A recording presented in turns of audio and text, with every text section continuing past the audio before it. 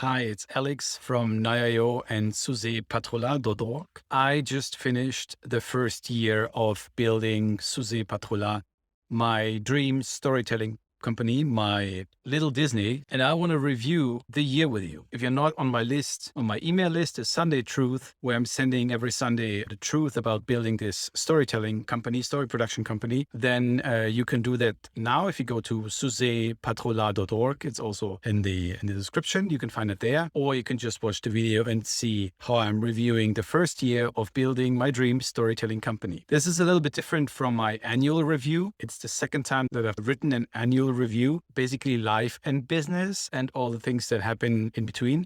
But this review here is more about the startup itself, the company that is not a company at the moment, but shall become a company. I'll try to focus on that because, we have 4 quarters of the year. So it made sense for me to create sections of 4 to get a little bit of an order in this whole chaos and mess that building a company and a startup is, as probably most of you know who are listening to that or watching that. So let's just start with Q1, January, February, and March. And Q1 was pretty tough.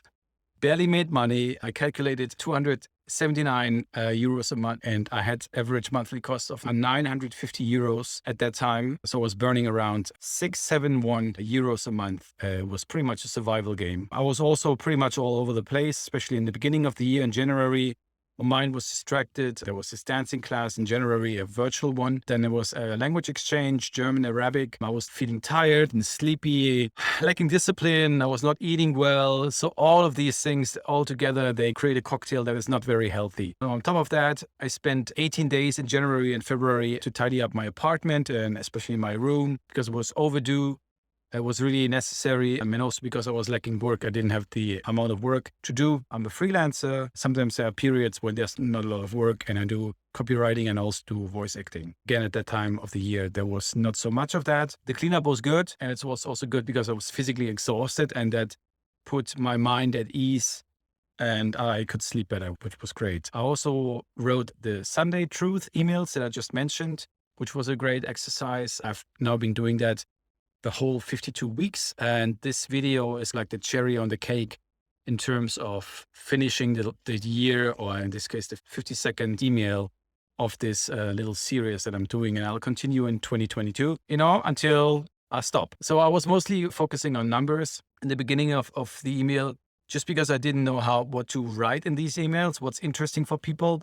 Eventually, I got bored of just writing about numbers like, oh, this is the amount of money I wanted to make, and this is the amount of money I did make. And then I turned it into storytelling. Like, this is what happened, nice hook in the beginning, and an interesting insight or something that I learned along the way. So it's not only purely documentation, but also sharing value, I believe. What's special about that, I would say. I started working on my first story production, which was called Lucky, or still called Lucky Leo. And it took until December to finish the writing and the voice acting. And now music will be worked on by the music composer that I'm working with in January.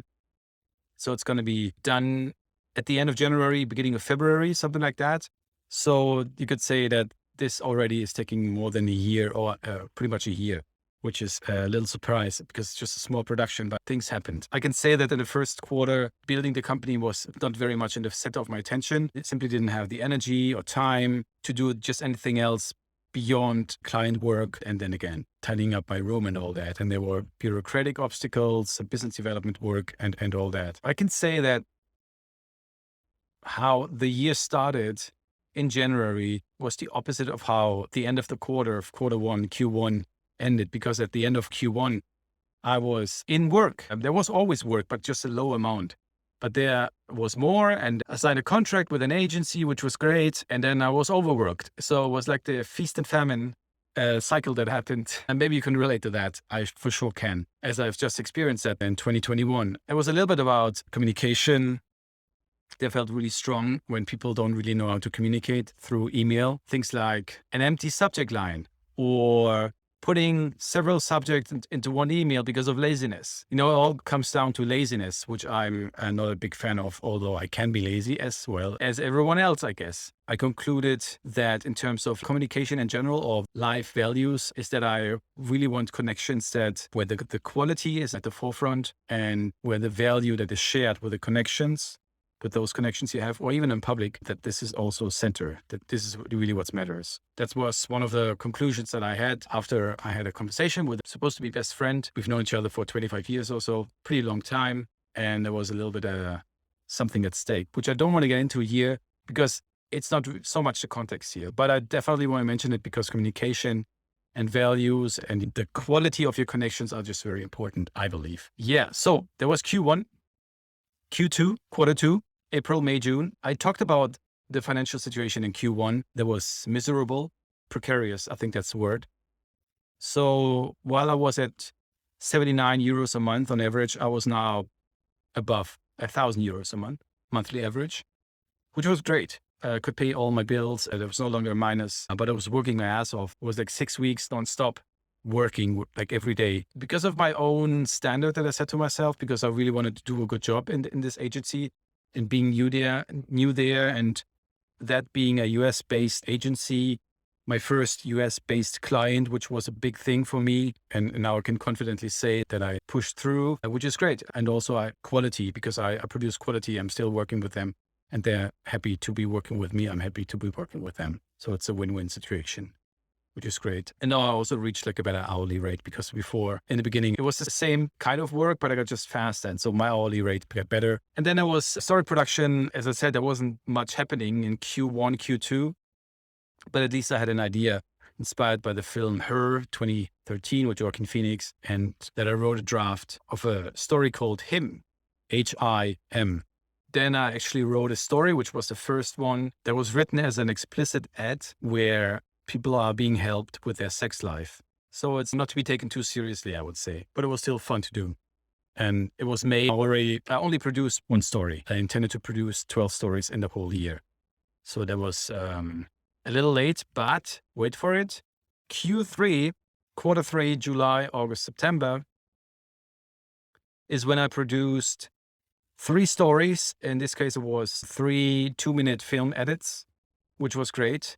I did a version of Her 2013, the Joaquin Phoenix one, the movie I just mentioned, Manchester by the Sea 2016, and The Breakfast Club, the one from 1985. And then I wrote a 15-page script, the Lucky Leo script that I mentioned, which is now in the production phase, like in the music composition phase, which is a good progress. I felt my Susē channel, susēpatrolā on YouTube, and also I think it must have been in September when I edited that video, just talking about my intentions with Susē and why I started that whole thing, and that I want to make that a company, a proper company, my dream storytelling company, when that's successful, living or moving or partially living in Singapore. That would be fantastic. So I can easily say that Q3 was the most productive quarter of the year, which was really cool.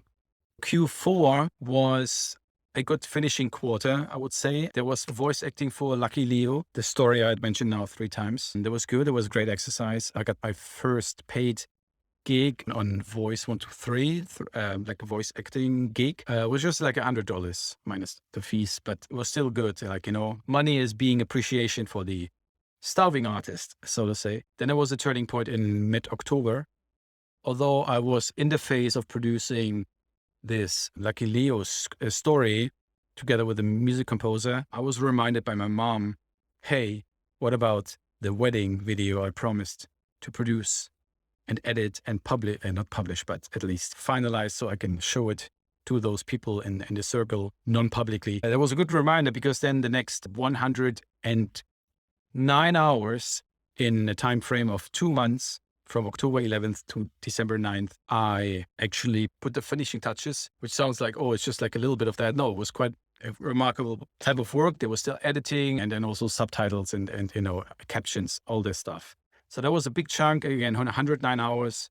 So you could say like full-time job-wise, like close to 3 weeks of work, and that spread over 2 months. So that was good. I also liked the fact that there was a surprise. I received a request to be helping a project called thissongplantstrees.com to help plant trees by adding a spoken word song to Spotify, so that when people play that and stream that, every 100th stream is the amount of money equivalent to the amount of money for planting a tree.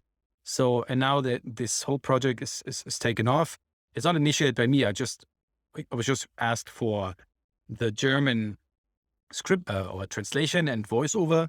There was English, there was German, there was, Malay, like some Asian language. There was something Russian, I think, and something else. So like multilingual and international. So there was a great, cool thing. And I was just asked to be the German one for this song, Plants Trees. Dieses Lied pflanzt Bäume. And 700,000 streams, resulting in 7,000 trees being planted in Kenya, Madagascar, and Mozambique, which is great. Really cool. And I can say, maybe as one of the last things, that I broke even financially. Again, I didn't really focus so much on the numbers because I think it's just it is interesting and relevant, but for the whole story, it's rather dull, I feel. So I broke even and even finished the year with a plus of 2,231.97 euros. And that was also because I received this 6,500 coronavirus support from the state of Germany. I'm based in Berlin in Germany, and I'm an artist. I'm a solo artist. So there was a way for the state to support the artists. And I was one of the people who received that. So thanks to my tax accountant who made me aware of that. And I only paid him 100, 150 or something. So that's a good return on investment, so to say, right? Yeah, that was the year. I don't know if you will listen to that. Actually, I'm not entirely sure whether I'm just rambling, whether it actually makes sense to do that. But I found it was mandatory almost, or just very appropriate to do a video and just show myself. So to show, hey, there's a real person. It's not just like someone or something uploading those videos. So there's a real person behind with a real story and all that. So if you'd like to hear more about how I'm building my dream storytelling company, my little Disney, you can go to susēpatrolā.org. That's SUSEPATROLA, patrolā.org. And you can sign up for my Sunday Truth newsletter. Thank you so much for your attention. And I look forward to seeing you either next year if you want to be listening to the next review, or see you in my newsletter, or if you want to subscribe to the YouTube channel for new story productions, which will be coming up, like Lucky Leo and new 2-minute film edits. Subscribe and do whatever you want. I'll do my thing here and keep you updated as soon as I have an update, either on the list or on YouTube here, or as a new story that is produced for the channel. Take good care. Bye-bye. Ciao.